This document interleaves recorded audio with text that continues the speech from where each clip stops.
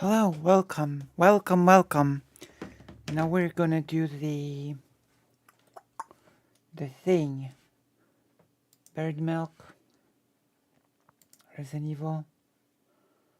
Where's the browser?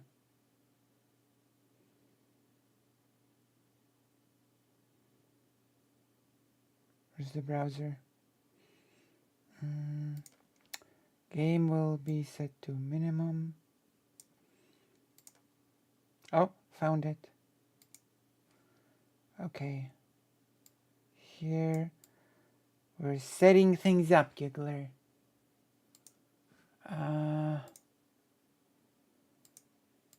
Okay, so we are looking at Dylan Burns. Or as some people call him, Dylan Burns. I'm not. Louder. Gonna make you louder. Gonna make you louder, Mr. Twister. Wonder how many people will come here now.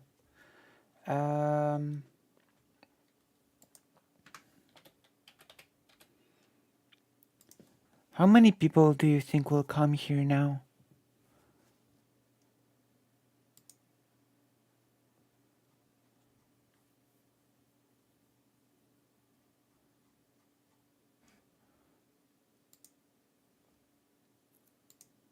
Also, I guess I might as well since it's a new stream. Though it feels like spamming. If I do it too many times in a row, it almost feels like I'm spamming. Am I spamming the server?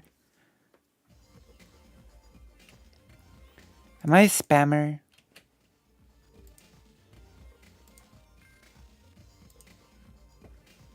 Let me see. I'm just not gonna add everyone this time. Just not gonna add everyone this time.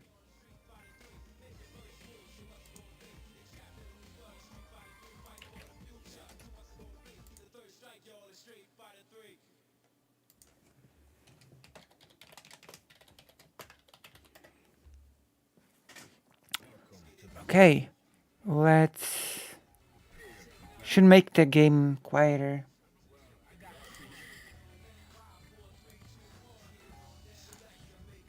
Not endorsing them. I didn't say Azov was good. I'm just saying your classification of them is inaccurate. Also, my response isn't to come out here and just play defensive Azov. The only reason I'm doing this is because you tried to basically say, actually, Russia isn't the real fascist. This is ridiculous. In fact, it's hypocritical because in the Ukrainian military, there's a lot more fascism than in the Russian government. That was what I was objecting to.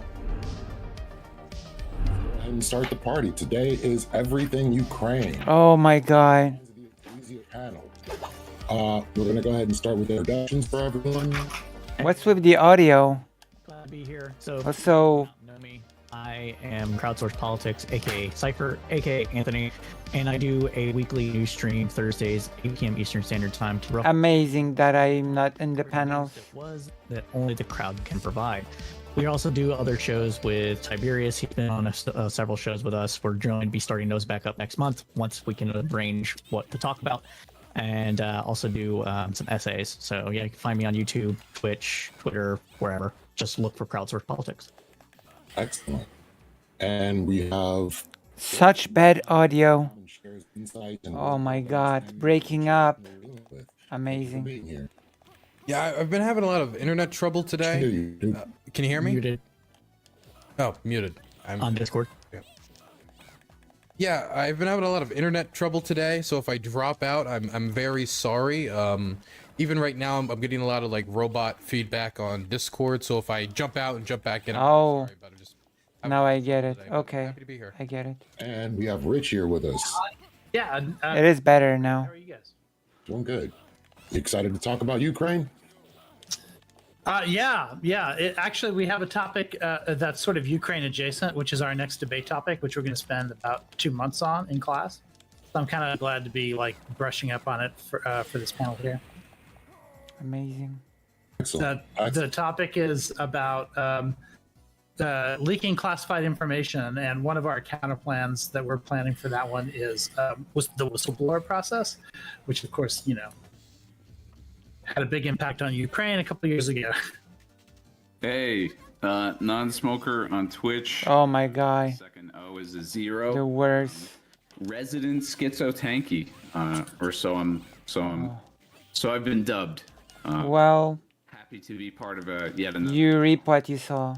It is a good day. Ladies and gentlemen, my name is... You reap what you I talk a sow. lot about geopolitics and ethics. It's always a fun conversation when I'm around. No, I'm lying. I'm actually quite a bit of a bore, but it's great to see so many wonderful people here yet again. Shout out to Cypher, Ico, and Dylan Burns. Great to see you all in the same house. This is going to be fun. Let's start with something simple, like to get us warmed up for this conversation. Let's go with the question: Is there a point where the cost of supporting Ukraine becomes too high? No. And we're going to start it off with Cypher. Yeah, I think that's a clearly a yes to that one. The question No. is whether or not can we actually determine when that point starts, or do we have to wait until we get there? For right now, it seems like we're nowhere near that point where the cost to support Ukraine outweighs the benefits. Russia appears to be on the ropes and has been for a long time. It appears that the Ukrainians are actually doing things that we kind of want and what we would expect for a budding democracy to do, even though they're currently experiencing an invasion by a relatively fascistic sort of force that they're experiencing, right? Yeah, I think if nuclear holocaust was a possibility, or I don't know, something along those lines, we could talk about it. Maybe, no boots on the ground from the United States, but I think there's no reason to fear any of those options currently. And that's it. Okay. Dylan, what do you think? I mean, there's a limit to any amount of support you can provide anyone for any conflict, no matter like how moral it is. I don't think there's any war. You could even go like, people would say like, what about World War II? But I mean, like, if there was a scenario where if you continue to fight, like the entire world will literally explode. You can imagine a million different scenarios. The question is there any specific line, like you hit this dollar amount and we're all gonna tap out? No, I don't see any line like that we're approaching in the immediate future. I'm sure we got to a certain point where the cost benefit analysis, I do wonder, yeah. to mark out either for the United States, for the coalition supporting Ukraine, like the I do wonder. NATO, or for Ukraine itself, for example, if they found that the war has gotten too brutal, it has gotten too tiresome, and with no foreseeable path forward towards victory, they say we're going to have to find some settlement, or at least kick the can down the road for now. Then I'm sure that there is a limit to that, but I can't tell you exactly what that limit is until we get closer to it and we see the situation change on the ground, i.e., for example, polling data shows that the majority of Ukrainians no longer want to fight, that the toll has become too much. Excellent. Amazing.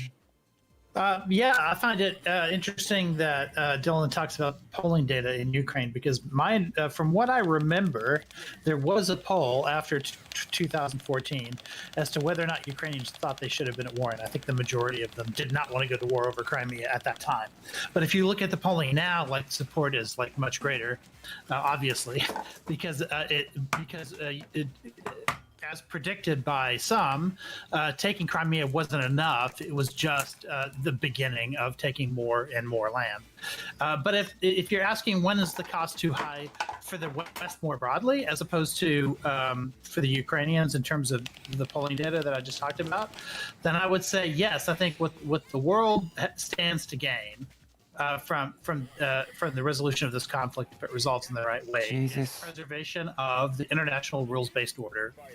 And this is probably the largest threat to that, since the fall of the Berlin Wall, if not since World War II. The idea that borders don't move without the consent of the people inside those borders needs to continue. And if the international rules-based order is no longer served by that, if we have to break more rules than we respect in so doing, that's when the cost comes too high, in my book. Okay. I like that. Unsmoker. Oh my god. Damn, dude. That's a great answer I just heard. Yeah, I guess I'm in the unenviable position of being totally alone on this, but I happen to think that any military assistance is too much. So Of course you $46 do. billion worth is definitely too much, and I'm definitely against any additional military support. I've actually said from the beginning that I never disagreed with humanitarian support.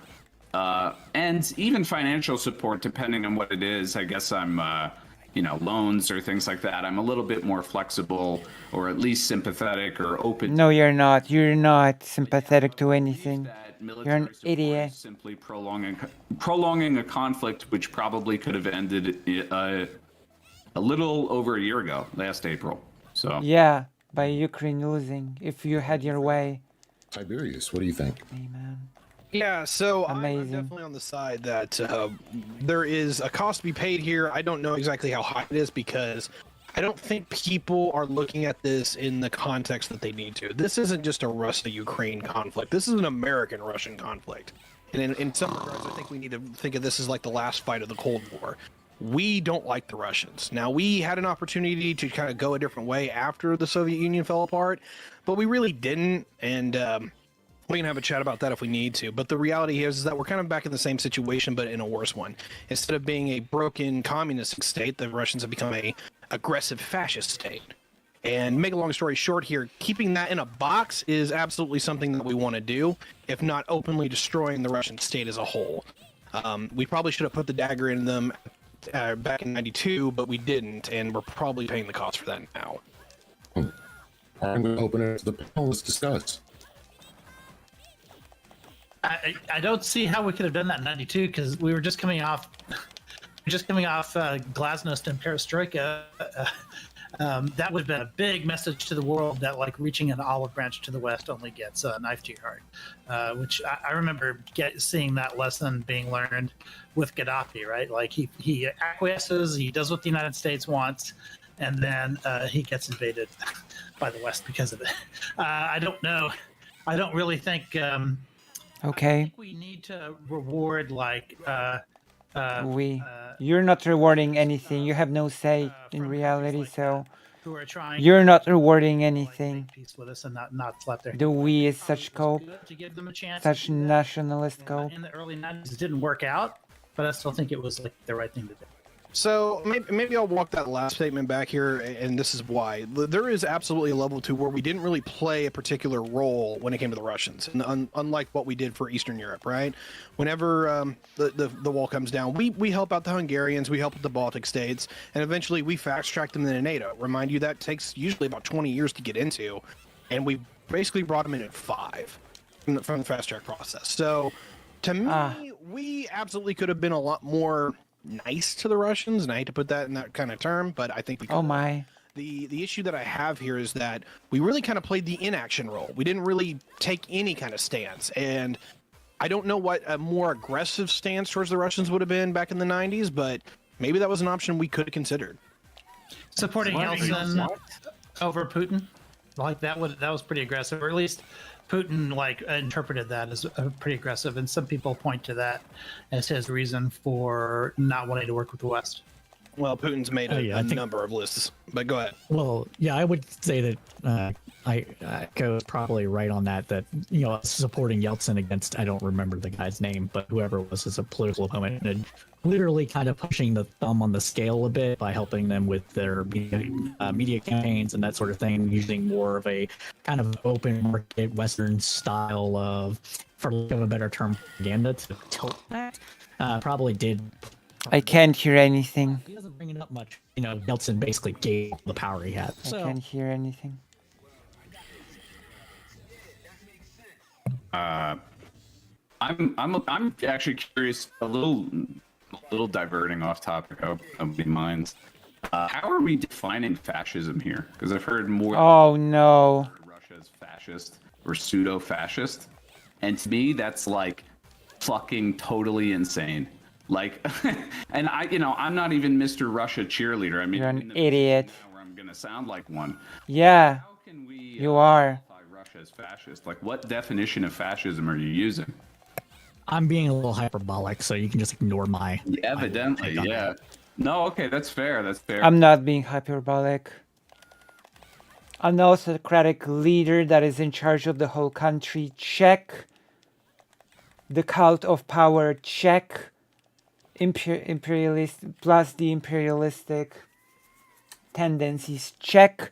Plus no democracy, check. Plus fighting everything that is degenerate, aka the LGBT, check. You can very easily make the case that Russia is in fact a fascist country.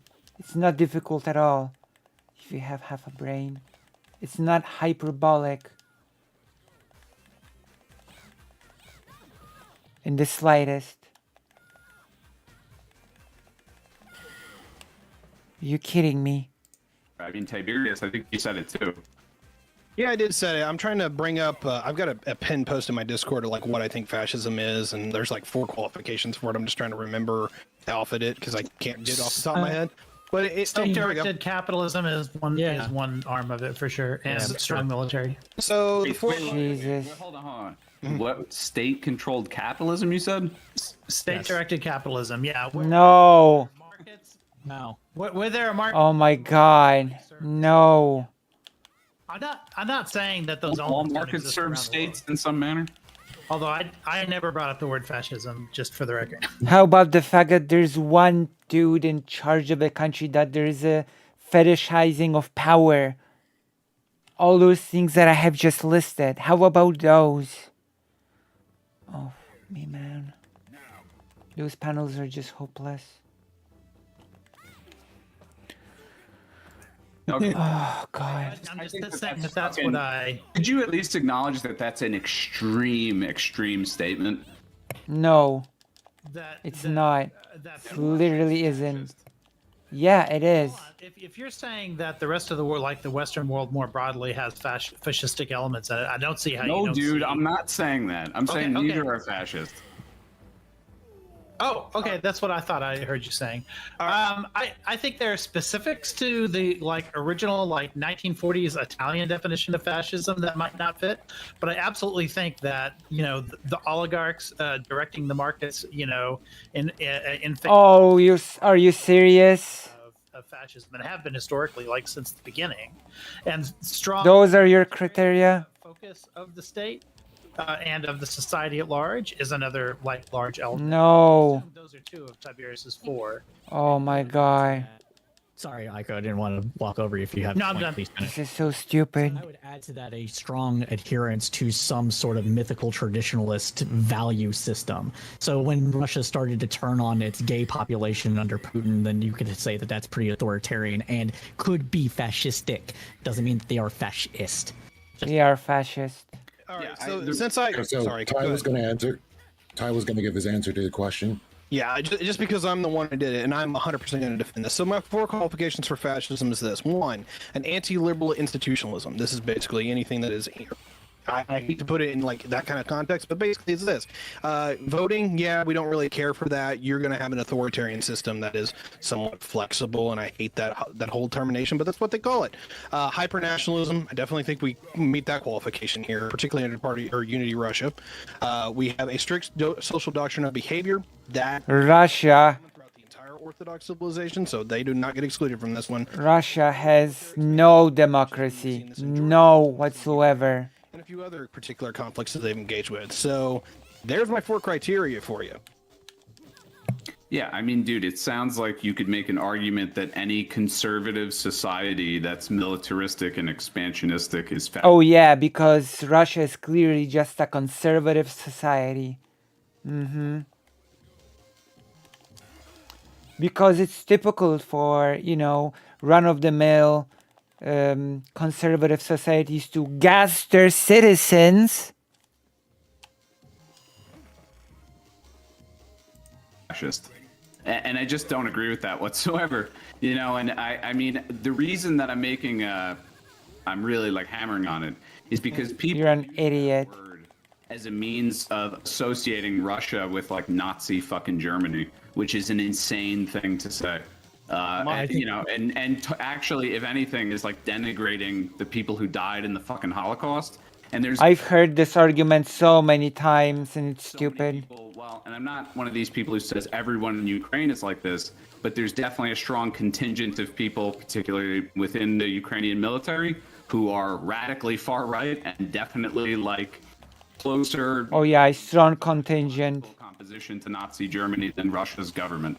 I just think it's a crazy statement. You're an idiot. Wait. Can we reel that in for a second? Would you say that like the Ukrainian population or the Ukrainian military is closer to like fascistic values overall than say the Russian government, than the Russian government itself? Azov is. Well, Azov is one specific part. That's why I said one dimension. Okay, so if we take one unit, we can say What an one idiot. Oh my god. the Russian government. Yes. No, I disagree. Nope, I'm sorry. Okay. No, it means something. It's just I'm not. You could do this with. making an I argument could do this with any military. I could find any military in the world. No, There is a. you? Yeah, In the U.S. military, where's the dimension of the U.S. military that's openly? You don't think avowed? you don't think I can find a U.S. military unit where the values held by the people in that unit are more fascistic than the people who run the No. Russian government? I do think Actually, no. I do think I could find. Do you something think like you that. could find a regiment within the U.S. military that's avowed neo-Nazis? Avowed? As the No, but as one of the people on this panel that actually been in the military, I'm gonna have to agree with at least the way he's framing this. Sorry, I'm non-smoker. I had to tab over to see names. Non-smoker on this, just to a degree, Dylan. Just because there isn't, to my knowledge, a whole unit, brigade, battalion, company, or whatever that you could pin this to. Now, certain elements within the military, especially those that might have joined, let's say, Oath Keepers and those kind of people, maybe those people are. I just reject this statement. could say I'm sorry. fascist, Nazis, far right wing extremist, whatever. I think you really underestimate just how fascistic the Russian government is. in the open like that and say a whole regiment is like that. But I think that if we were invaded, if the United States were invaded, there are enough. We know enough about white supremacists trying to infiltrate the military. We know that there are enough of them in there, and that if we were invaded and a regiment were to emerge that was explicitly racist, we would still let them fight for us if we were being invaded. Like we would deal with that after the war. But I think we 100%. absolutely would let it happen. Because Well, there have been too many wars in the past where that's been the case. Well, I just wanted to make the original statement that I remembered. Maybe I misinterpreted it. Was that in the Ukrainian military there is a more of a fascist tinge than you could say if you were to compare it to the Russian government. I disagree with this so hard. About the members of people who were not only elected to parliament and the Russian parliament, and those of No, those that's people who have tried to honor, for example, no. separationists when it comes to the freedom of Russia army that was done under Hitler's regime, or when it comes to statements of those close to the Kremlin or directly related to the Kremlin. That would mean that if you were to take the entirety of the Ukrainian military, its composition is more fascistic than the Russian. You have to be an idiot to say that. We concentrate on one military unit, one regiment. I think you can get closer to that dimension. But it's still wrong. No, I don't agree. No. Azov is explicitly they are avowedly neo-Nazi. The regiment, the Azov regiment, for example, the 3rd Assault Brigade, these are not avowedly neo-Nazi regiments. In fact, they are constantly trying to distance themselves from anti-Semitism and racism and neo-Nazism in their messaging and how they advertise themselves, because they have found that their roots in their original founder and how they advertise themselves and their military culture was actually a problem for them in trying to garner international support and trying to grow as a military unit, and they have made themselves more milquetoast. Does this mean that it's that there's not still a culture of racism or anti-Semitism? And well, this happens in a lot of organizations. For example, Marie Le Pen's party used to be an avowedly neo-Nazi, fascist, white nationalist party, and as it tried to expand, it made itself more and more milquetoast. That's not to say I like Marie Le Pen's party, but to say Marie Le Pen's party is a neo-Nazi party would be inaccurate. And Russia supported Le Pen, for the record. Okay, so wait. Of course it did. Clear. So the good Nazis are fighting with Ukraine, and they're more milk. Nobody said that. No, nobody said that. Listen to anything I You said, need like but- Nobody said that. words which basically amount to that. Is there some key No. detail I'm missing? Well, Yes. My point was that Azov's culture Yes, you are actually missing a pretty crucial thing, having a brain and listening comprehension. Those are the two key factors that you're missing. I'm afraid. It's a pretty terminal.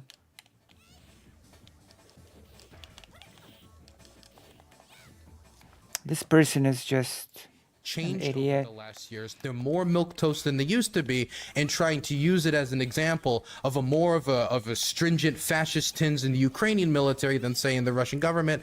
I think is It's weak, stupid. at No, least. it's That's stupid. not to say I like Azov. To be quite frank, I don't like Azov. I don't like Right Sector. There are a lot of groups that I don't. I don't like the the volunteer Russian forces, the part of the people who went over the border recently. I don't like these organizations. Actually, that volunteer Russian forces, they are very, very far right, very Nazi, yeah. fascistic. I've interviewed some of the Ukrainian nationalists that people a lot of times point to as the Nazis and the fascists, for example, fighters in the Right Sector.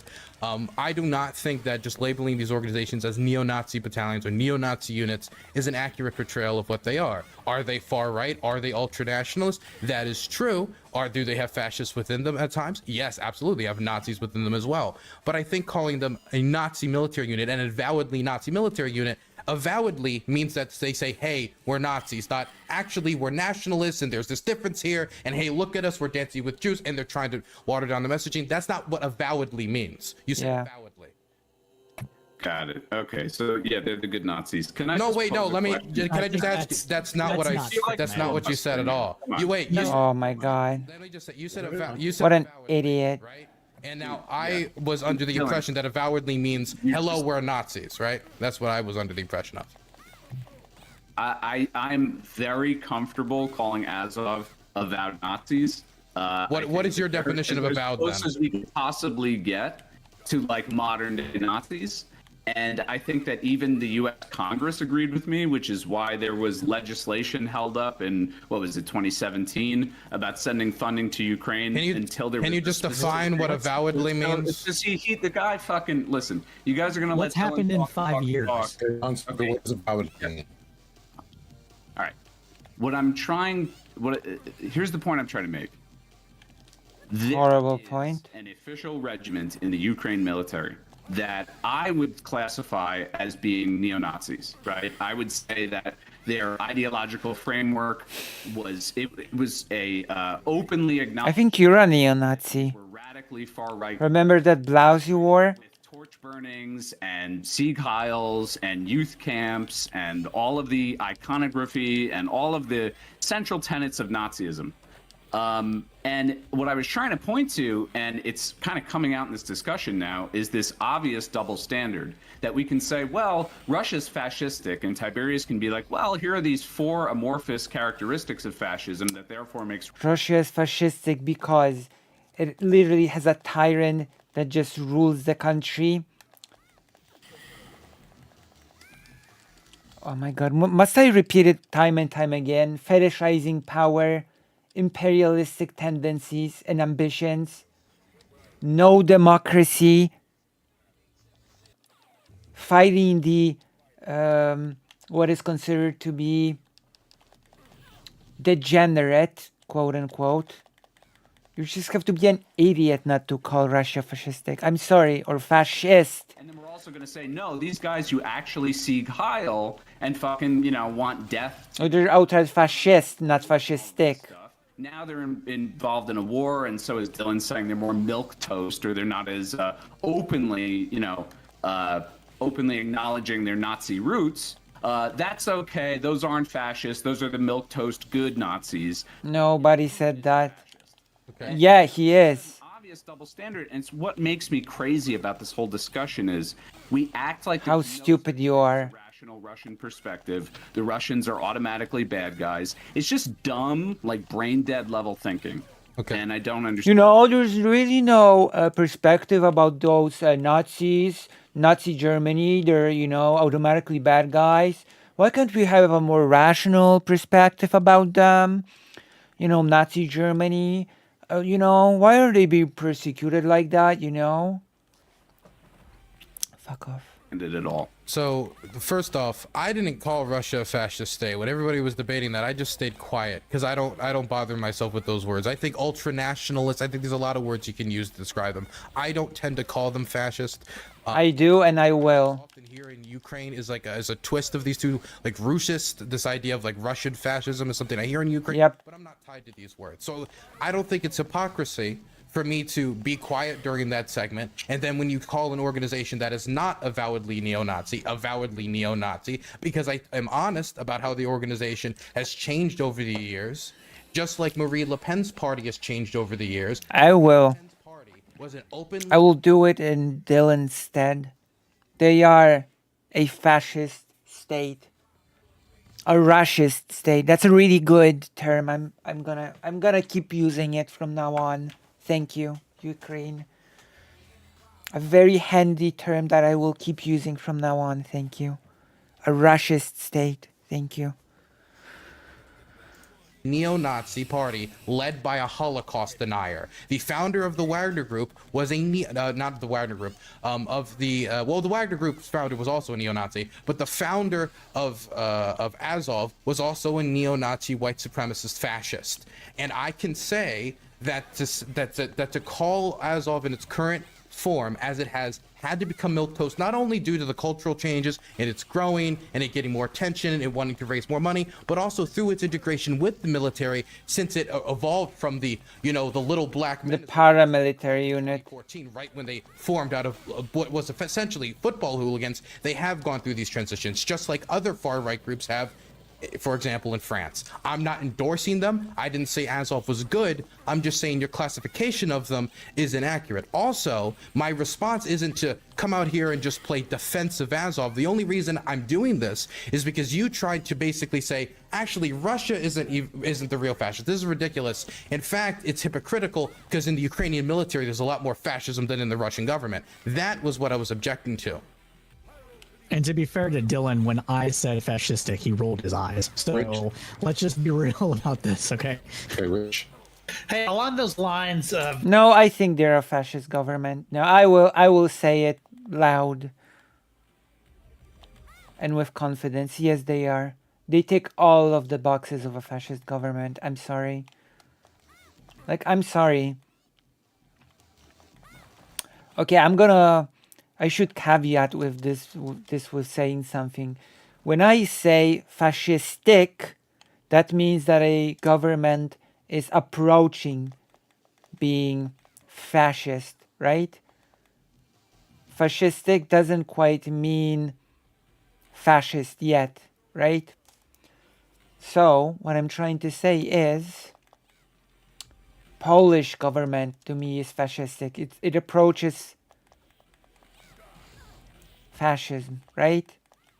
And to me, Russia is deep into being a fascist country. That is my opinion. All right? You can give me your opinions in the chat. Le Pen. I'm just thinking about like ultra-nationalist sort of right-wing parties in Europe. I'm thinking about Le Pen. I'm thinking about the National Rally in France. I'm thinking about UKIP in the UK and the Brexit Party, or Belgium has the Von Belong. We have the AFD in Germany. These are all Eurosceptic parties, right? They would like to take their countries out of the EU. I think to a large degree, a lot of them also would like to not be in NATO.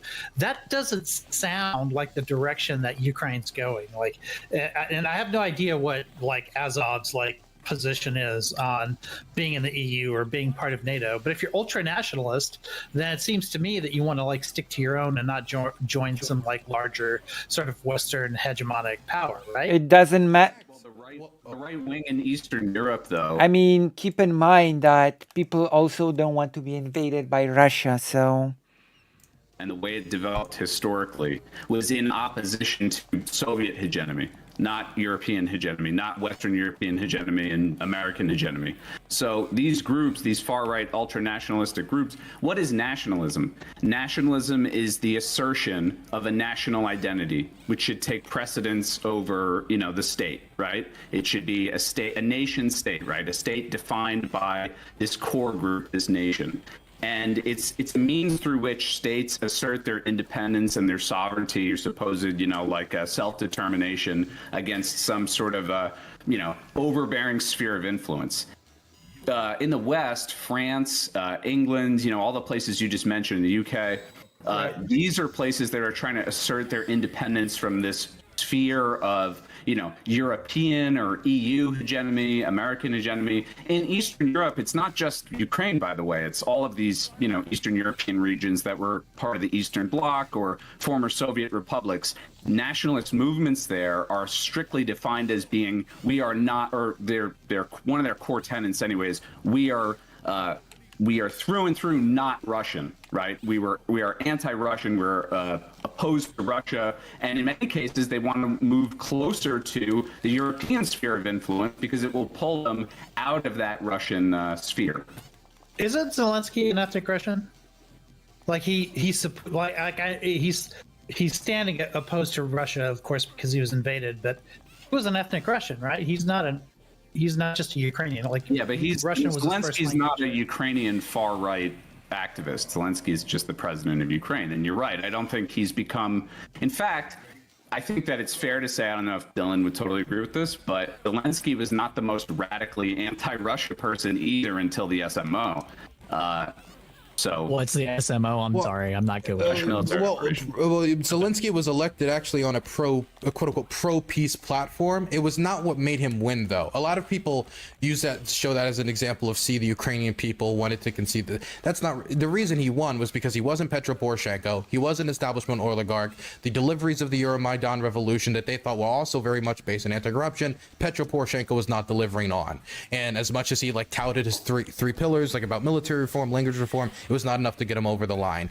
The pro-peace platform may have gotten him some support, but it wasn't the main reason he won. And this also did lead to him winning, actually, Donetsk, Luhansk, Kherson, Zaporozhye, all of the territories that are currently facing some form of Russian occupation.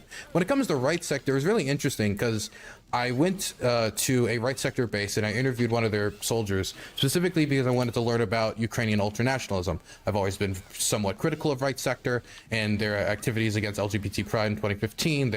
Right. A lot of their beliefs I do not agree with. Not, Go to their obviously. website, it's like the liberal decadent, it's stuff that I just generally don't agree with. So I wanted to sit down and talk to them because I think a lot of time there's not a lot of material from right sector interviews in English. And one of the things I walked away Good, with Dylan. is that number one, a lot of these people in these groups don't have an ideology. They joined either A, because the regular Russian military wouldn't take them, and right sector has a lot less standards than the normal Russian. Hello, fake Alec Kyle Parker. Welcome. It was the local military. Welcome back. When the war started, everybody just ran to what other group would let them pick up a gun. So like half of them are like that. Then the other group that I met somebody who was a devoted fighter, fighting since 2014 in right sector, joined because he's an ultra nationalist. What did you eat? And he What fruit? sounded to me a little bit kind of like the 3%ers back in the United States. It's kind of hard to say an American equivalent because our history is so different than Ukraine, but it is very similar to how it was being described earlier. If America was invaded, all these, some of them somewhat crazy militiamen, very right-wing militiamen, would pick up guns, go into the hills, make regiments, start fighting against the government. And eventually they would be integrated in some form to fight against the government. That's what right sector is. The only difference is that it has existed long enough to grow to an extent and accept so many people that many of them are no longer even that ideologically devoted anymore. It's like half and half. It's really weird. That is very interesting. So, with that being the case, I want to get to one of the things I posted. Which Can I say one more thing about this topic? Yes. Because I am going to forget this. Because I'm working on this interview to release very soon. If you take in the last elections in Ukraine in 2019, during Zelensky's election when he got elected, the far right coalition, Azov, Right Sector, Svoboda, and a few other groups made Svoboda. nationalist Wow. bloc to run in the election so they could pass the 5% threshold. So they would have people in the Rada, which is Ukraine's legislator. They got 2.3%. So when it comes to the Ukrainian population, these groups are very marginal when it comes to support. Politically, in the military, that's actually where they have their most PR. It's where they have they get their most attention from. They're very, very little success politically. And it's useful to say that the any of the far right groups within Ukraine have lost support immensely since 2014. Over the years, they've gotten less and less. I like the word Svoboda. It's a nice word. It's just happened. Oh yeah, Svoboda especially. They crashed. They crashed. Right sector as well. Honestly, right sector. I mean, people don't even hear about right sector anymore. Now it's all Azov, and even the political wing of Azov. It's really interesting to me just how similar Ukrainian is to Polish. I mean, I guess in Ukrainian it's Svoboda. In Polish it's Svoboda, but it's basically identical. You know what that word means? Azov, you know, the Write in the chat if you know what that word means. anybody elected to the Rada either. They were part of that coalition. Altogether, they couldn't pass 5%. They couldn't even get half of it. Yeah, So Dylan, do they before have we a get pos- way too far off does of the it, can we political talk arm- about Wagner? We can talk about Wagner. Why not? Yeah, can I ask one quick question? It won't. I promise it's not to start a new thing. I just want to ask this quick question. Do you know of the political wings? Because I wasn't aware there was a political wing for Azov. Do any of them have a position on EU membership? It's weird because some of them are very for it, very similar to what Non-Smoker was talking about, because they see it as a way to power balance against the Russians and to empower Ukraine against them. Some of them support it for economic reasons, but there's others who are very skeptical about these groups because they see them as like the EU has these certain standards when it comes to, you know, gay people and how they should. I don't feel comfortable with that, or I don't feel comfortable with, you know, what the Western decadence is on on like and like any number of like, oh, how women and feminism and stuff like that. And so I think something that's going to be interesting is how a lot of these ultranationalists are going to react once the integration with the EU happens, which is going to happen. I think it's inevitable at this point. I mean, the process has already started. I'm surprised that nobody ever mentions that. It already started.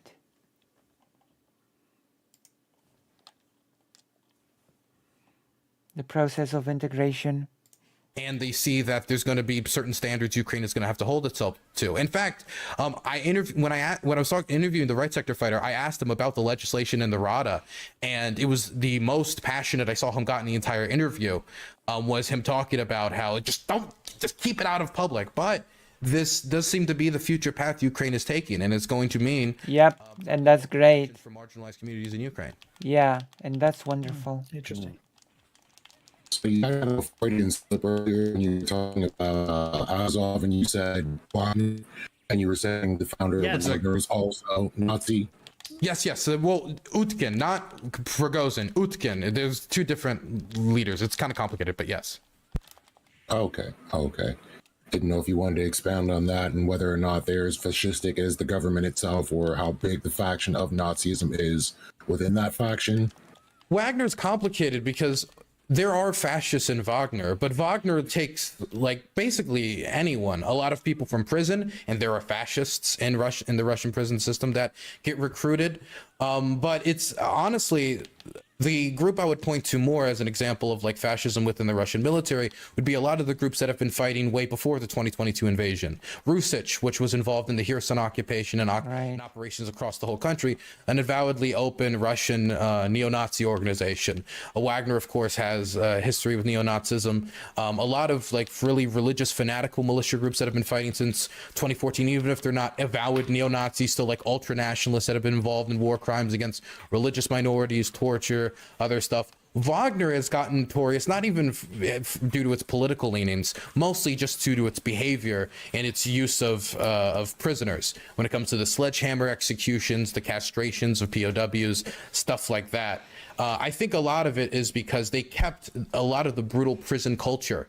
That when they recruited prisoners, they kept the prison culture as well. And Prigozhin has been very open about this, about how they respect the prison culture in Wagner and the prison caste system that had developed in Russia. And if you keep a prison culture in your military unit, it's not going to be that surprising that those people who are conditioned in that way, once also pumped full of ultra-nationalist propaganda, are going to engage in castrations and war crimes and stuff like that. It's also separate from the Russian government, which allows Russia to be separate from a lot of the activities they've engaged in, because this isn't even the first time they've been engaged in war crimes. They've engaged in war crimes in Africa. In fact, they actually, I remember there was footage that came out of them torturing a Libyan man with sledgehammers, I think, back in the day. I think it was like 5-6 year old. That footage came out. So, Jeez. I mean, it's less ideological and more a gang. Yeah, it's very. So just piggyback off of what everything Dylan just said, it's more along the lines of, like you said, a gang, but also just their sheer brutality in every single theater that they participate in. And that's why the autocrats like them, because they do these terroristic kind of actions where they just go through and murder whole villages, or go through and be like, you, and you're all dead, and then you have to kill that person if you want to stay alive, kind of thing. This is the stuff that they do. And so, like, in various countries in Africa, they've done this. They've done this in the Eastern Europe. Anywhere they go, they do all this stuff, and that's why they suck. That's fair. That's a great assessment. I do- did not. I do want to do something, and I'm going to do this because not a lot of people take the time for this, but the All right. Russian prison system is incredibly brutal. It's very, very bad. America's prison system is also very bad, but Russia's prison system is also notoriously bad. It isn't surprising to me that a lot of people would make the decision to pick up, No way. even if they don't believe in what's going on in Ukraine, just as a way to get out of that system, and then are surprised to find the conditions that they find themselves in, where surrendering can be met with 20 years to possibly a death sentence by sledgehammer, of retreating is something that is very frowned upon and punished. Torture is a regular occurrence, beatings are a regular occurrence, and ultimately, even though, of course, Wagner's been involved in a lot of atrocities, these are people also in incredibly desperate situations, and it has been expressed to me that not only does this make them incredibly fierce fighters, even if they don't know a lot of times what they're doing since they're given so much little training, but it's also an incredibly tragic situation where I think that the use of prisoners in warfare is immoral. And Ukraine, I mean, yeah. to a smaller extent as well, and I didn't like it then, and I don't like this now. Definitely when we're talking about people involved in very violent, vile crimes like rape and murder, which was actually encouraged to grab. They were encouraged to grab rapists and murderers. Prigozhin has said this openly. Thank you for enlightening me on that. I did not know they were basically a prison gang. Thank you for this. That is Oh, yeah. nuance I didn't understand. I agree. Oh, I agree completely. Oh, yes. I'm going to disconnect and reconnect. I'm sorry. I cannot hear anything you're saying. I'll be right back. Wait, what? Christ, the Why would I hate you? bad. Come on. What do you mean? Why do I hate you? He's just Yeah, having that was connection very problems. enlightening. What do you mean? What are you trying to tell me? To the second topic is Belgrade. We'll wait till he comes back. And I also have one other line of questioning for him when he gets back, if it's Oh. okay. I'm back. The connection's What? terrible, but I'll power What are you through it. saying? Okay, let's see if you can hear this, Dylan, and anybody else can weigh out on this too. But it seems to me that what we were talking about before with the political parties, especially like Le Pen and the National Rally in France, the AFD, UKIP, the fact that these Oh, UKIP. like, get funding from Russia, that sounds to me UKIP. a little bit what non-smoker is saying in terms of, yeah, if I I think do not if I hate think you. What do you if mean? the hegemony that I'm fighting against is in the West, then I'm going to be opposed to the West. And if I'm in the East, then it's going to be the other way around. That kind of makes sense. But if their funding is coming from Russia, is there kind of a little bit of horse theory coming around here where far right in Western Europe is really sort of allied with Russia, even if they don't have like the same ideological goals necessarily? And might this explain like some of the social conservatism, like sort of rearing its head in terms of propaganda from the East? Because that appeals a lot to conservatives. I mean, the main reasons I hear from people, and I'm doing a piece right now about how Russian propaganda has influenced American media and how it Yeah. affects people, about the Russian like propaganda sphere. The reasons people give me for why they don't support Ukraine or for example, even some examples want Ukraine to lose are very varying.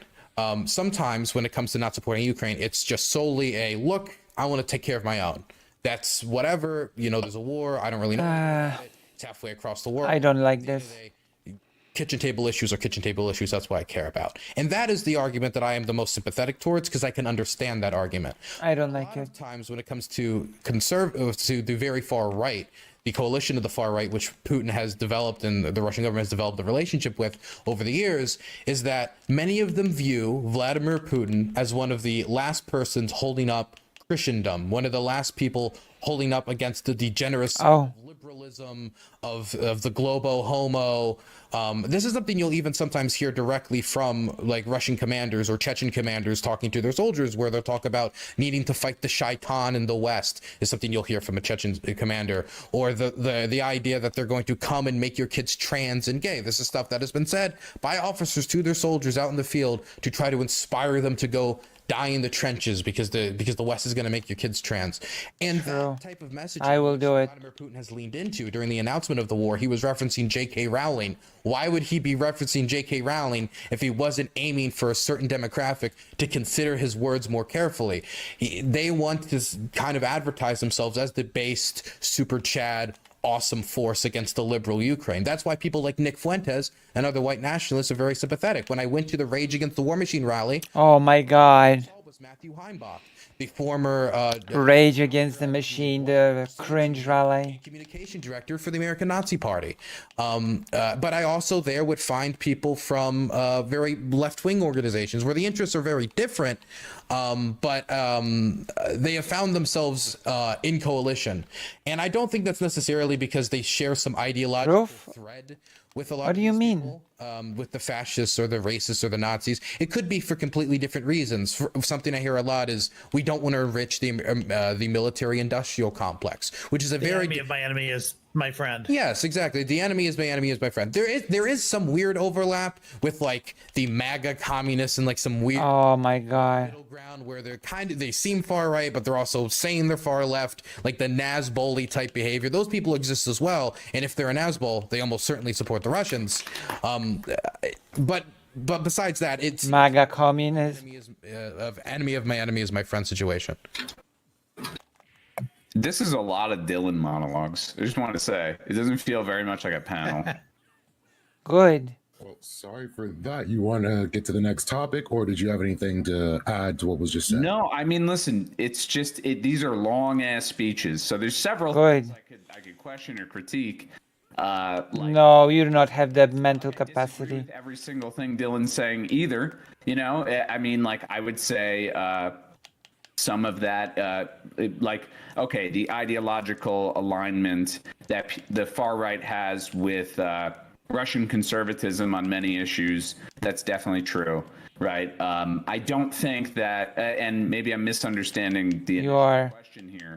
I really don't think that we can like simplify, you know, the rise in far right groups in Western Europe as being something that's the result of Russian funding or anything like that. I think that ignores the very populist nature, let me put it this way: the popular appeal that some of that messaging has in places that are rural, you know, that are underserved in Western Europe, that feel alienated from this Also, nobody said that it was caused by the funding. European hegemony. What was being said is that it's being fueled by Russia. Can we move to the next topic? Because I'd like a chance for like to maybe respond to something instead of just like going and trying to pick apart like an essay. You know what I'm saying?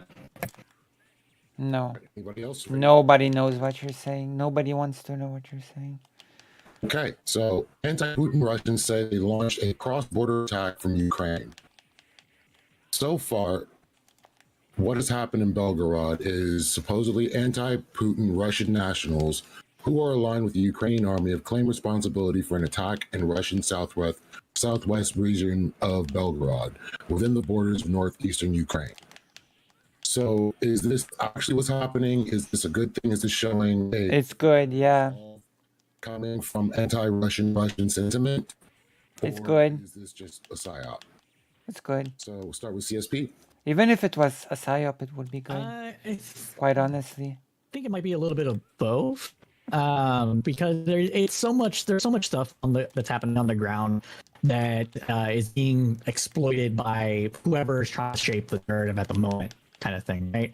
So when one of the okay, there's another example of this, right? I'm bad with names, but there's been like a supposed Ukrainian general that's dead, and people were posting pictures from like 4 weeks ago saying he wasn't dead. Look, this was where he's at, and then somebody else came in and said, well, look, this was from like Okay. 4 weeks ago. How can you tell he's alive? Sort of thing. So I'm not really sure what the facts on the ground are at this moment, but it does appear to be there's some stuff going on there. I know that was a lot of me saying nothing, so I'll let somebody else go. All right. Amazing. I don't think you could really use this border incursion to indicate any support from the Russian population. The RVC, the Russian Volunteer Corps, is an extremely far-right militia that isn't even technically associated with the Ukrainian military, but the Ukrainian military almost certainly assists them in crossing the border. And the like Freedom of Russia Legion, which is made up of a lot of like Russian prisoners of war who have decided to join with the Ukrainians and other Russians who have joined up. They're not the same. They're different. They're more okay, which they're also larger. They Oh. were obviously sponsored by the Ukrainian government in some way to go into Russia, almost in the same way of, oh, we didn't invade Ukraine. These are all, these are just people rising up against your forces. It's cheeky. It's cheeky in the way of how the Russians have behaved towards Ukraine in Donetsk and Luhansk. Good. Years, and in a very small way, the Ukrainians feel like they have done something to a similar fashion back to them for like 48 hours. Good. Anything, it was most likely a PR stunt more than anything else. Maybe it brings I like it. attention away from what happened in Bakhmut after a 10-month a slugfest. I think that was probably a contributing factor. I do like it. Succeeded in bringing the attention away from Bakhmut. I'm sure there would probably be some disagreement on this panel of exactly how important Bakhmut was as a battle. Ultimately, though, I do think that, and this is I think the more important long-term effect of this, that we could start to see this happen a lot more across locations all across the Russian border. If the Russian government is shown to be unable to protect its own border, that is extremely embarrassing for the Russians, who have been very muted in the response to this. When this war was supposed to last like probably a month and is now going on 2 years, and now there's Ukrainian soldiers, well, not Ukrainian soldiers, Ukrainian-backed Russian forces marching across Russian territory. And I don't think this will even be the last example of this happening. So this could be a trend of things to come. I don't think they're going to try to take all of a province or control all of a province. I don't see that in the near future, if anybody's wondering that. Thank you. Rich. Well, I don't know the granular details that people who pay closer attention to the facts on the ground are like Non-Smoker and Dylan do. But I have seen like reports like from Russian state TV that they were able to chase out back to Ukraine, and then once in Ukraine, wipe them out entirely, 100%. And then I've seen reports from those freedom fighter Russian people themselves, who say that they got 2 wounded and 0 casualties on that operation. It was Amazing. a success. So I can't, obviously, you can't trust like every report that comes out, especially from like either side of the faction. But I will say this: it seems to me that if you look at the 2 times where there were, like in Kherson and before that up further north, where there were like major gains in territorial like acquisitions, before they were able to do that, they created distractions elsewhere in the country that sort of caused Russia to sort of reallocate their resources for like false operations, and so that they were then able to go in at weak spots that weren't concentrated. I think it's possible that this was a PR attempt, but one that's oriented towards getting Russia to feel less confident in extending its forces further into Ukraine and pull them back a little bit to the border for defensive operations.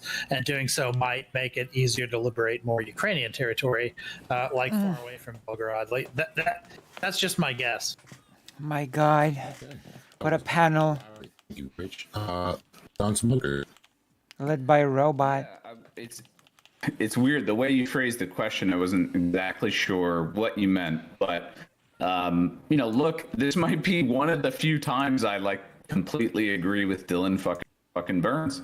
I think that, pretty much everything Dylan said. I think that this is a response to Bakhmut. I think that both these groups, RDK, LSR, they're definitely supported by Ukraine, backed by Ukraine. Amazing. This does not represent Amazing. a broader like anti-Putin movement that's going to result in like militia groups in Russia rising up to overthrow Putin or help Ukraine. I even think that groups in Russia that are distinctly anti-Putin would probably not be willing to overthrow the government by military forces. And even if that were, the supposed goal of some group there, that doesn't even align with the actions that took place. This was like essentially like a low level, sort of attack, distraction, sort of diversion. Obviously, from a military strategy standpoint, from what happened in Bakhmut. That's not a interesting topic to me, It to kind be of honest. just is as simple as that. There's a few different ways I'm tempted to go with this. Like, for example, both of these groups being extremely far-right neo-Nazi or neo-Nazi adjacent groups that are also, once again, aligned with Ukraine. But I'll on the table for a different, or I'll take that off the table for a different discussion. Oh yeah, those Ukrainian Nazis. Oh yeah. Yeah, so I'm going to go with Cypher a little bit on the first part of this, in which I don't have a lot of on-the-ground intelligence regarding this particular thing. It really just kind of came out of nowhere. So here's what I do know and what I can highly speculate to. Number one is that this would be shocking to me if the Ukrainians do not have their fingerprints all over this, because it literally was launched out of Ukraine, at least from everything we can tell, and it's going at the one of the two So annoying. strategic points within Russia. This person sure does not have bias. Logistics target, and that's Belgorod. The other one is Rostov-on-Don, which is very convenient that it's Belgorod, because it's the exact opposite direction on the compass from where I think the Ukrainians are going to launch their next offensive. So for me, this just kind of checks off all the boxes of what Ukraine needs to do to distract the Russians to the point where they can open up the offensive here probably in the next coming weeks. But I'll just leave that for the open. Excellent. So I'm going to go ahead and open this up. Everybody can discuss. I want to say, Ikovic, you brought up something, your point about it possibly wanting to, the Ukrainians wanting to make When I hear Aiko rules. forces from its offensive operations or its defensive operations, Zaporozhye and occupied territory, to pulling back in the Russian territory proper, so they have to defend their border. That's also very valid as well. You're not the first person I've heard say that. I was talking about that on stream a few days ago. I do think that could be valid as well, but that's more speculation. That's more speculation in my mind. Right. Yeah. I said it was a guess. The thing is with anti-Putin forces that are willing to do violence in Russia itself, none of them are prominent enough to grab on the territory. Some of them are engaged in violence. BOAK, for example, is engaged in trail derailments. They are engaged in targeting recruitment centers. That's an anarchist anti-Putin group that has been engaged in probably more, I know, like dozens of different bombings and fire attacks on different locations across the country. They do not have enough influence or enough power to hold on to territory. The goal of this operation, I mean, it would be a real shock if all it took was a few guys, which are essentially football hooligans from the RVC, to just march over the border and say, unite the Rus tribe, and then they overthrow the government. That wasn't going to happen. At least at the time being, it's a ridiculous fantasy. I do think, though, that whether or not this is going to have a long-term effect on how the Russian government is viewed and its ability to defend its own territory, where what was once called a special military operation has now led to what is essentially Ukrainian-sponsored militias crossing into Russian-occupied territory and holding it for over a day or two. What is Nice. about the Russian government's ability to That it protect its own sucks. territory? What does that say about the Russian government's ability to protect its own people? One of Putin's main arguments is an argument of stability, that, hey, he's been in power for a while, he might not be the most, freedom-loving guy and freedom of speech and all these things, but he keeps the country stable. He led the country out of the chaos of Depression. administration, the drunkard who mismanaged the country. But now there's militias that are marching into Russian territory. Now there are drone attacks on FSB offices in Belgorod. There are drone attacks near the Kremlin. There are bombings here. There are bombings there. That image of the Kremlin stability that Putin provided, Crumbling. that I am curious if that's going to fade away the longer stuff like this happens, and if there's going to be more incursions across the border in the future, or possibly larger incursions across the border in the future, if the Russians don't reinforce their border. That would be great. Also, I think there's a little I bit would- of irony here, like this idea of Belgrade like becoming We'll independent. see. I think there's Oh yeah. people trying to make parallels between that and the Donetsk region. And if, are they going to start asking for autonomy, leveraging like Russia's support for these sorts of states? And if Russia's already calling them terrorists, so does that give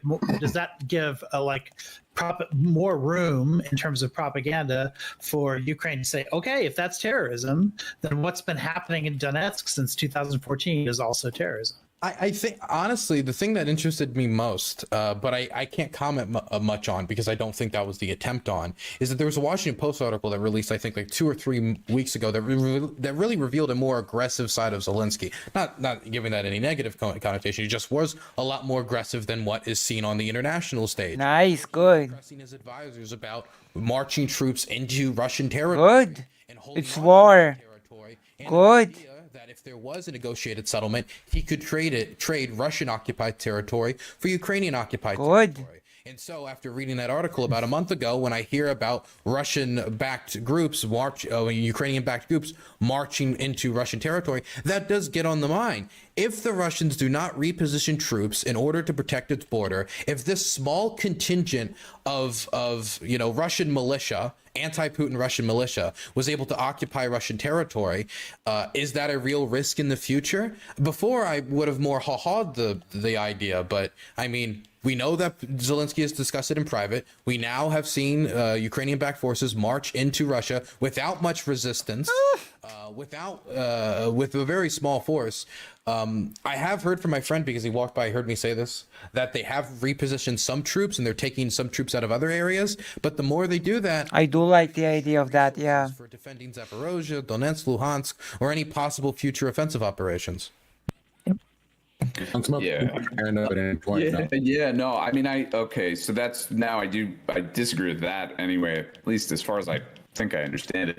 So look, I don't think that I wouldn't describe what occurred in this region as it being captured for any amount of time in actuality. I mean, This guy's such a Russian shill. there, like paramilitary presence there. What a shill for Russia. Like I don't know, like an occupation of some sort, but it was a day essentially, and they were completely driven out.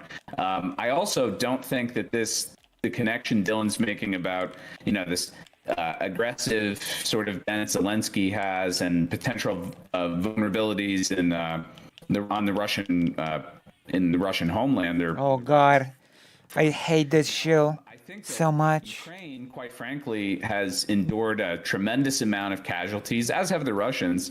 But as I understood it, Bakhmut falling has been such a significant setback for the Ukrainian military that they've kind of had to delay the spring offensive as a result of this. It's clearly like a morally significant win for Russia and a morally significant loss for Ukraine. And to respond with a tiny, militia-led, sort of like a renegade group backed by Ukraine, not even officially part of the Ukrainian military, rushing into this village or this region for a period of time and then being driven out is somehow indicative of like huge vulnerabilities in Russia or like the capability of the Ukrainian military. I don't think the Ukrainian military has the resources, the manpower, in general to be able to then invade Russia and not And yeah, and you want to withdraw all the support. the Ukrainian territory being lost. You Russian shill. They don't need to do a significant invasion of Russia in order to pull Russian forces back from what is currently the front lines in order to recapture Russian territory proper, mind you. So I think that's the point that Dylan Burns was actually getting at. I understand the point. incursions- I disagree with that. I think that Why it do you would disagree require, with that? That should because be a small self-evident. militia group. Can I clarify that- what I said? Because I said I'm curious if this is still on the table. I'm not advising it. In fact, I would advise Zelensky against doing something like that. I think he should concentrate on liberating his own territory. I also think it somewhat confuses the message. In the grand scheme of things, would it be morally permissible? In my It would be, yes, absolutely. any other country would pursue war. Yep. Yeah, Yes, I will occupy your territory if you will occupy mine. Any other country would do the same thing. In their Yep. position if they have But the ability to. Ukraine But somehow concentrate on their own land. I'm curious because we has a higher standard. proposed this in private meetings. Now we have Russian-backed, Ukrainian-backed Russian forces going into Russian territory, and I know it is a weird thing for me to wrap my head around about Ukrainian soldiers occupying Russian territory for a longer period of time. But we've seen the Russian line crumble before. The Kharkiv counteroffensive is the most clear example of the Russians stretching their forces too thin, positioning a bunch of troops in Bakhmut and other areas to try to concentrate on a counteroffensive and not be True. Ukrainian counteroffensive, which led to the liberation of the entirety of the Kharkiv Oblast. And that's why I think the Russians are going to have to respond to this in some way, either by reinforcing their line on the border, which is straining resources elsewhere, or they're going to not have to do that and risk future Ukrainian incursions, which would be not only a propaganda loss, but also could, if Zelensky was to be so bold, I would vote against this happening, could lead to Zelensky actually considering that plan again to go into Russian territory occupied and trade it. I don't think that's very likely, though. As for when it comes to Bakhmut, the main victory for the Russians in Bakhmut is PR. And this is, I think, I'm not the first person to say this, but Bakhmut is not an extremely significant city, but it became significant due to the amass of resources and manpower that was expended there, and then the image Bakhmut became. For a lot of Ukrainians. Okay, I'll see you. I heard the song all the time on the radio, like Bakhmut, Fortress Bakhmut was played constantly on the radio here, and people would crank it up. They really loved that song. For the Russians, it was the next victory that they could have, a victory to rebound from the losses of losing in the Kharkiv counteroffensive, losing the Kherson counteroffensive, being pushed back from Kiev. The last victory they had was the capture of Lysychansk and Severodonetsk, which has been a while. But when it comes to should lose more. Supply hub that I saw David Sachs and others talking about, the city is gone. It no longer exists. The idea of using it as a logistical supply hub seems silly. The Soledar salt mines, which does give them advantage, that was captured months ago. They could have avoided capturing Bakhmut itself while also capturing the Soledar salt mines, which protects ammunition. Its main service to the Russians is as a stepping stone to Kramatorsk, which if they took 10 months to take Bakhmut, they're not taking Kramatorsk at any time in the near future, and as a PR victory. Outside of that, I don't think it's a significant loss for the Ukrainians. Yeah. If its main hurt to the Ukrainians, if its main damage to the Ukrainians was a morale loss, I do think that the Ukrainians wiped a lot of that away by marching into Russian territory proper. Yep. In the last 48 hours, I've seen a lot of news, a lot of people. The Russian shield will cope, Russian but that's villages. true. I haven't seen a lot of people talking Will about cope. Bakhmut. A I've lot. seen a lot more people talking about capturing Russian villages. But I'm there's a not couple. Go ahead. You know, you want to respond to his long thing. That's fine. I'm cool with that. Go ahead. All right, thanks, man. Yeah, I mean, so if look, PR moves should not be understated. Even if it was just that, that's still really significant. Why? Because Ukraine is pretty reliant on good PR in terms of their military performance, because much of their ability to defend themselves is totally dependent on outside support. And one of the reasons we're having this panel is because of the fall of Bakhmut. And one of the initial questions was, is it worth, or is there a dollar amount at which we should stop supporting Ukraine? Presumably that question has come to light because we've seen, despite the fact that we've committed billions of dollars over... I knew people would say that. I knew it. Pathetic. Still been significant territorial losses, which many of us on my end of the political spectrum have been arguing was an inevitability. So a PR loss is really significant, as is, I hate this guy. any sort of morale, blow to the morale. But to say that it's an indicator that there's no sort of like a loss in Ukrainian morale because they used Russian, pseudo, let's call them what they are, right? Like, it's not even reasonable, I think, to call them Russian separatists. They're Russians in the service of the Ukrainian military. But to use Ukrainian-backed Russian forces. Sure. The Ukrainian-backed Russian forces in this small renegade sort of, far right, ragtag little group go and rush them into a village to play, basically like a game of distraction, right? To sort of sway the Russian military's focus away from this big victory. You know, I call it a big victory because, again, you know, for Wagner and the Russian military, who did pour lots of, you know, manpower and money of their own into winning this epic battle. Epic battle. Say it again? I gotta This battle's been counter going on this. for more than a year. Epic battle. Okay, Someone here's such a Russian shill. speaking time. If any, I do. Oh my god. Epic battle. Yeah, Fuck you. I mean, we deferred though. We do have a counterpoint though. I just pulled up the God, I hate this person so much. Epic battle. current things lay as far as where territory Russia controls and what territory is currently contested, etc. And I don't see this as significant. This is the exact same place Russia's been at for the last almost 2 years. So why would Uh-oh. care? Because So real quick, they've been there I want because to they say, have been- Because it was an epic battle. You see.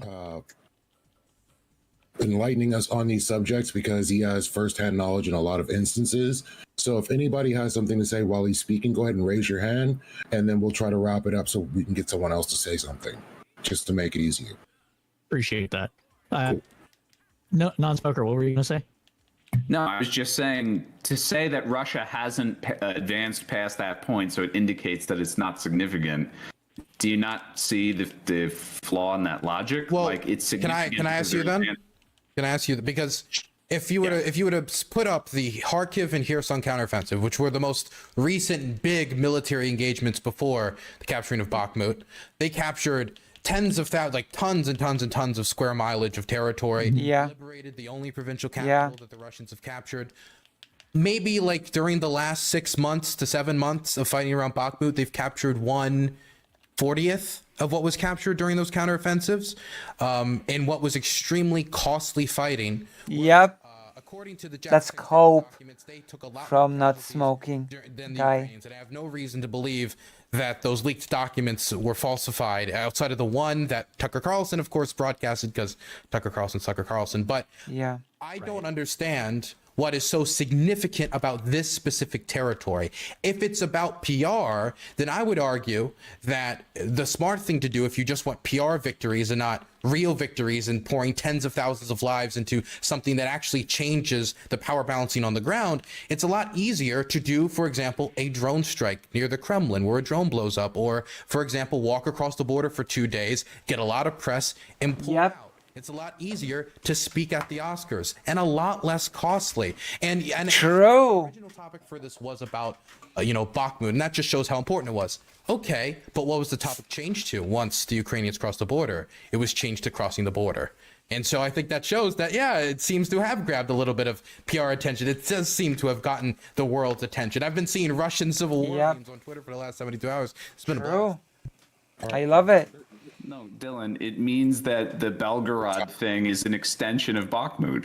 That's what it means. Is that how everyone's it all talking? originates Is that from Bakhmut. everybody is talking about the Russian Civil War and the border crossings? Is looking at the Russian Volunteer Corps press conference. They're looking at Prigozhin going on the Telegram to say the end is near. The end is near. The Russian military defense is shit. That's what they're seeing. I don't think everybody Yeah. is Epic battle. that you are or I am to Bakhmut every Christ. time we see that. And even if they are making that connection, that still doesn't remove from the embarrassment of What the an moment for the idiot. Russians. Yeah, I'm gonna have to agree with Dylan on this one to a degree, just because yes, it is part of a PR push. We understand that, but I think everybody on the panel agrees that the incursion into actual Russian territory by this, I don't know, rebel group, we'll say, is part and parcel of what is going on. Probably 100%. There's no disagreement for me on that. But does that matter? I don't think that matters, simply because of what everything Dylan was just saying, which is if it can take the narrative off of Bakhmut and put it onto how weak and ineffectual the Russian government is, then that is a PR victory in the midst of a PR loss of the loss of Bakhmut. Especially if And the then the reason Russians I paid brought up- such a high toll for Bakhmut too, right? What did the Yes. Ukrainians pay for this border crossing? Like a few American armored vehicles. The Battle of Bakhmut lasted longer than the Battle of Stalingrad. Almost double the time the Battle of Stalingrad was. And for a city of 70,000 people. 70,000. Right. The Russians wanted to Yeah. take a city of 3.5 million at the start of the war. It's dumbfounding how many people died I for wanna- this. Okay, What is essentially rubble. True. Okay, I want to get on this for a minute because there's part of this where we can talk about like the symbolism, but Yeah, because you have to shield for Russia. about is like, hey, what's the actual strategic victory or losses here? Now the Belgorod thing, it's a little annoying for the Like that's no smoking, guys. Just that a Russia two shell. regiments off the line to go reinforce that Straight up. region.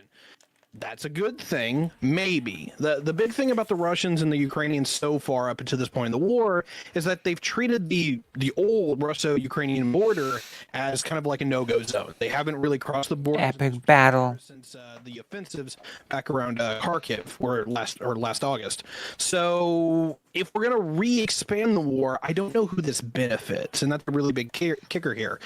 The Russians tend to have more material and more manpower, but the Ukrainians have shown superior mobility.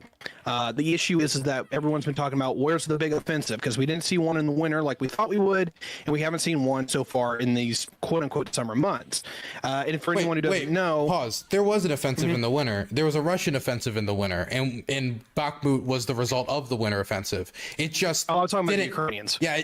Can we? I do want to acknowledge that, by the way, that there was an offensive for the entirety of the winter, and they took about 1/40th of the territory that the Ukrainians took, and about 1/3 of the time around Kharkiv. True. Time around Kherson. Amazing. Like, the Good. Russian strategy of grinding attritional warfare will only work if you think the Russians can keep up that pace of operations. Forever. Ukrainians don't heat up the pace of operations as well.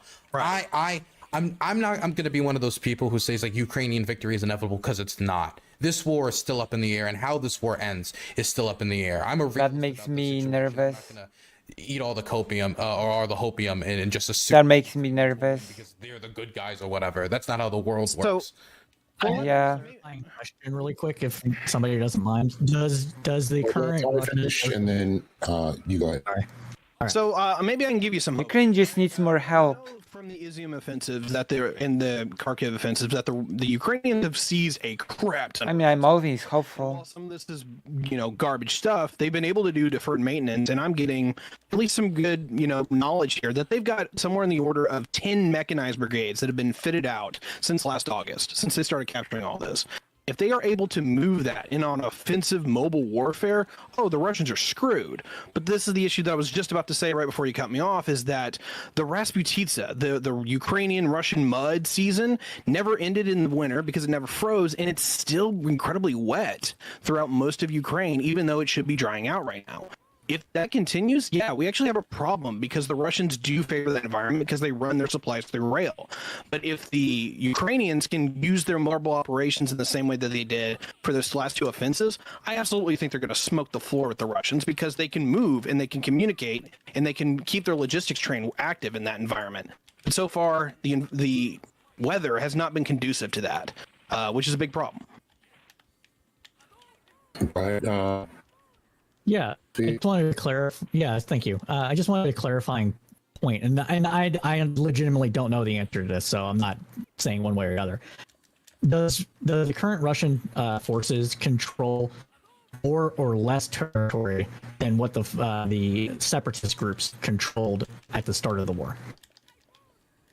I'm sorry. Could you say that again? More. I didn't understand the Significant. question. Technically, go ahead. For you're talking about the breakaway areas that originally Yeah. were started the war. Yeah, they control about 8 times what 8 times as much? Okay. Yeah. Yeah. I just you wanted still- to make sure I was following the correct information. You still have the majority of Kherson Oblast that is still occupied, and that's basically everything south of the river. You have most of Zaporozhia that's still occupied, and I hate the that. majority of Donetsk and Luhansk oblasts are still under Russian control. They've Which I hate. expanded their footprint here. Just for another point of clarity, but since Russia has invaded, they've lost territory, correct? Yeah, they've Yeah, lost they've- more than 50% of the territory Okay. they at some point held in the war. Right. Good. Amazing. Love it. Love to see it. I'm sorry. Thought I about love there to see there it. was a Well, I'm not really sorry. Like, at all. goes along with this, and it's should NATO Wait, countries okay, so I'm gonna be honest. The audio's so bad. I'm gonna tap out for the third question. Is that possible? Thank you. It's just yeah. everybody's Please. roboto. Okay, I'm very Well- sorry. I just there's only so much I can decode the messages that are coming through my computer. Here you go. That's it. That was not good. But I'm going to go to bed now since it's 4 a.m. As I've promised, I've returned to look for this debate. There were many quite bad arguments by a very specific individual. Good night, love and solidarity, as always.